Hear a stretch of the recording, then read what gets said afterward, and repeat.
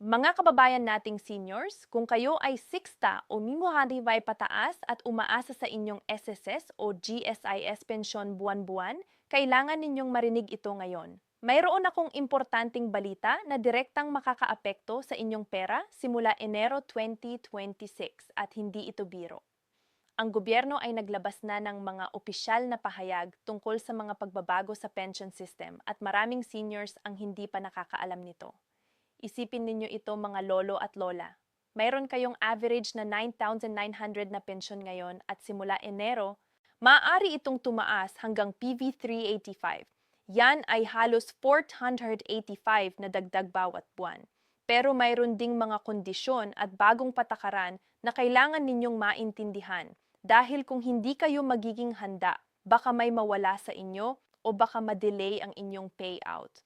Ang totoo, maraming pensioners ang nabibigla kapag biglang nag-stop ang kanilang pensyon o nabawasan ng walang babala.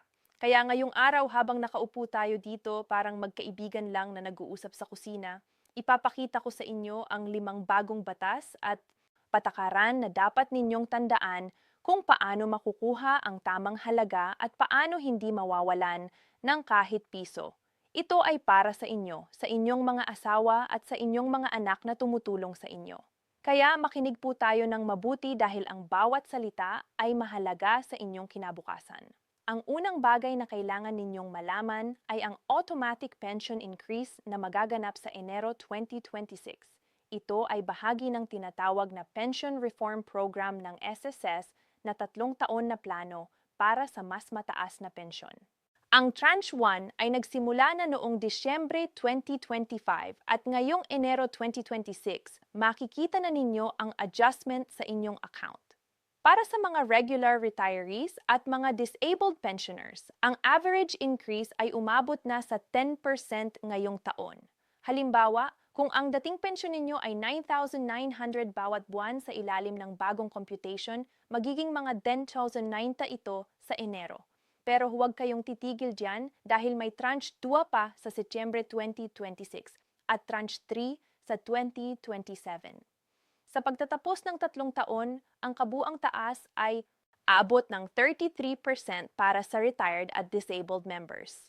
Kung survivor pensioner naman kayo, ibig sabihin ay naiwan kayong biyuda o biyudo at tumatanggap ng pensyon ng yumaong asawa, ang inyong increase ay mas mababa ng kaunti.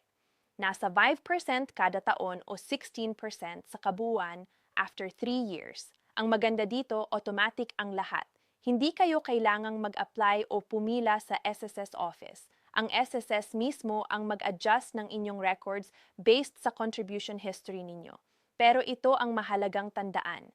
Ang inyong record sa SSS database ay dapat updated hanggang Agosto 31, 2026. Kung may mali sa inyong pangalan, birth date o bank account details, kailangan ninyong ayusin ito ngayon na. Maraming cases na na-delay ang pensyon dahil sa outdated information. Pumunta kayo sa nearest SSS branch o mag-update online sa ss.gov.ph.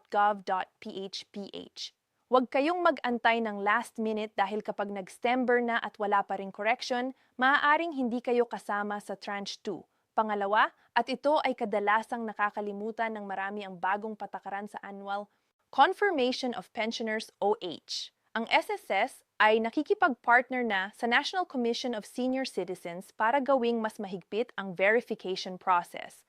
Ang ibig sabihin nito, bawat taon kailangan ninyong mag-confirm na buhay at eligible pa rin kayo. Dati, basta na lang dumadating ang pensyon ninyo, pero ngayon may mga random checks na ginagawa ang SSS. Ang proseso ay simple naman. Mayon kayong form na kailangan sagutan kasama ang picture at valid ID at ito ay isusumiti online o sa branch. Ang deadline ay usually sa first quarter ng taon, so Enero hanggang Marso. Kung hindi kayo mag-confirm sa loob ng deadline, ang pension ninyo ay pwedeng masuspend temporarily hanggang sa magawa ninyo ang requirement.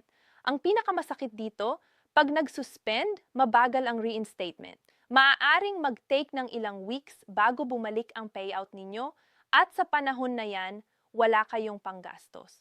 Kaya gawin ninyo agad ang akop sa Enero pa lang. Huwag ninyong hintayin ang Marso. Kung mahina na ang paningin ninyo o hirap mag-travel, pwede ninyong Ipagawa ito sa inyong mga anak o apo. May authorization form na pwede kayong inauthorize para sa kanila, pero siguraduhing may kopya kayo ng lahat ng documents para sa records ninyo. Pangatlo, at ito ay bagong announcement lang nitong December 17, 2025. Ang Micro-An program na available na sa 2026. Ito ay para sa mga pensioners na kailangan ng emergency cash pero ayaw mag-loan ng malaki. Ang loan amount ay 5,000 hanggang 15,000 lamang at ang interest rate ay mas mababa kumpara sa regular SSS loans. Ang maganda dito, ang payment terms ay flexible. Maaring monthly deduction sa pension ninyo or lump sum after a few months. Ang eligibility ay simple. Kailangan ninyo lang ng at least 120 months of contributions, updated records, at walang unpaid loans sa SSS. Maraming seniors ang hindi nakakaalam na pwede nilang gamitin ito para sa medical emergencies, gamot o kaunting renovations sa bahay. Ang application ay online o sa branch at ang processing time ay 7 to 10 working days lang. Pero tandaan ninyo, huwag kayong mag-loan kung hindi talaga kailangan dahil ang inyong pension ay babawasan ng monthly amortization. Halimbawa, kung pension ninyo at nag-loan kayo ng 10,000 na may 500 monthly payment, magiging 9,500 na lang ang natitira sa inyo. Kaya isipan ninyo ng mabuti kung kaya ninyo ang reduction sa budget ninyo.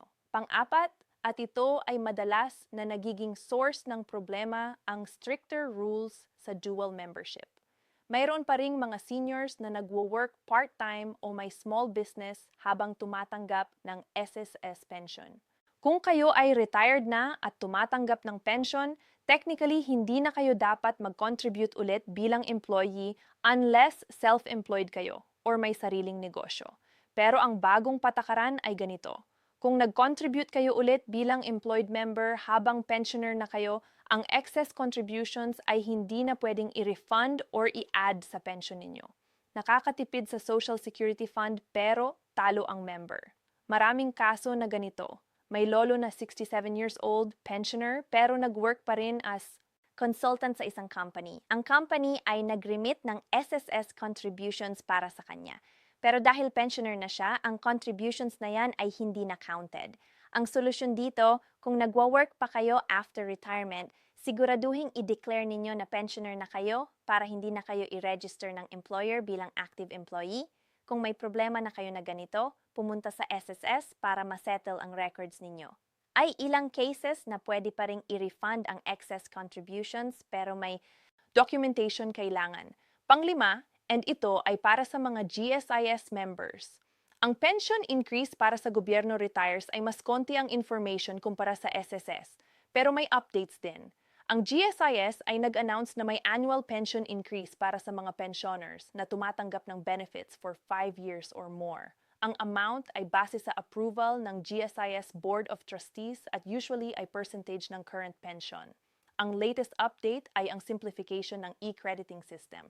Ngayon, lahat ng GSIS pensioners ay required na mag-enroll sa e-crediting. Ibig sabihin, direkta ang payout sa bank account. Walang checks, walang pick-up sa office. Ang benefit nito ay mas mabilis ang release. Usually, first week ng buwan at walang hassle ng pila. Pero ang kailangan ninyo, active bank account sa partner banks ng GSIS tulad ng Land Bank, DBP, o iba pang authorized banks. Kung wala pa kayong enrolled, pumunta sa nearest GSIS office at dalhin ang inyong valid IDs, passbook o bank certificate at GSIS ID. Ang process ay 1 day lang at within 2 payouts, makikita ninyo na ang changes. Ang isa pang importante, kung nag-change kayo ng bank account, i-update ninyo agad sa GSIS. May ilang pensioners na lumipat ng bank pero hindi nag-notify tapos nabigla na lang na hindi dumating ang pension kasi ang luma pang account ang nakaregister. Bawat minute na delayed ang pension ninyo ay dagdag stress, kaya gawin ninyo ito in advance. Ngayon, pag-usapan natin ang practical tips para hindi kayo mawalan ng payout. Una, gumawa ng pension calendar. Isulat ninyo kung kailan dumadating ang inyong pensyon bawat buwan. Para sa SS, ang payout schedule ay base sa birth month ninyo. Halimbawa, kung January birth ninyo, ang pension ay usually sa first week ng buwan. Kung July, sa third week. Suriin ninyo ang pattern ng inyong payouts para alam ninyo kung may delay. Kung may delay ng more than 5 days from usual date, tumawag agad sa SSS hotline o mag-inquire online. Huwag kayong maghintay ng weeks bago mag-complain. Pangalawa, keep copies ng lahat ng documents. Ang inyong SSS or GSIS ID, birth certificate, valid IDs, bank statements, at contribution records ay dapat naka-file sa isang safe place. Kung may nangyari at kailangan ninyong mag-update o mag-appeal, may proof kayo agad. Maraming seniors ang nahihirapan dahil wala silang kopya ng old records. Pangatlo, i-involve ang inyong family sa proseso. Turuan ninyo ang inyong mga anak o apo kung paano mag-check ng pension status online, kung paano mag-update ng records, at kung paano mag-complain kung may problema. Kung ikaw ay may sakit or mahina na mahalaga na may tumutulong sa inyo. Maraming scammers ngayon na nagte-text or tumatawag sinasabing may problema sa pensyon at kailangan magbayad para ma-fix. Huwag kayong maniwala. Ang SSS at GSIS ay hindi humihingi ng bayad through phone calls or text. Lahat ng transactions ay through official channels lang. Tungkol naman sa tax implications, maganda ang balita. Ang SS at GSIS pensions ay exempt sa income tax base sa Philippine law. Kahit tumaas ang pension ninyo, hindi kayo kailangang mag-file ng tax return para sa pension income. Ang inyong 13th month pension ay exempt din up to 20,000. So kung ang annual pension ninyo ay mas mababa pa sa threshold, wala kayong babayarang tax. Pero kung mayon kayong ibang income sources tulad ng rental property, business, or investments, ang iba ay taxable pa rin. Konsultahin ninyo ang isang accountant kung may mixed income sources kayo. Ang importante yung pension mismo ay hindi taxable. Kaya yung dagdag na 1485 o 10 ay buong-buo sa inyo. Sa pagtatapos, mga lolo at lola, ang 2026 ay nagsisimula ng may pag-asa para sa ating mga pensioners. Ang pension increase, bagong loan programs at improved services ay lahat ay para sa inyong kapakanan. Pero ang responsibilidad natin ay maging informed at proactive. Huwag kayong mahihiyang magtanong sa SSS o GSIS offices. Huwag kayong mag-rely lang sa chismis ng kapitbahay. Basahin ang official announcements. Mag-check ng websites at mag-attend ng information sessions kung meron sa inyong area. Ang bawat piso na natatanggap ninyo ay galing sa mga tao ng inyong trabaho at kontribusyon. Kayo ay deserving at kailangan ninyong protektahan ang inyong karapatan. Ang 5 bagong batas at patakaran na napag-usapan natin ngayong araw ay mga tools para sa mas maayos na retirement.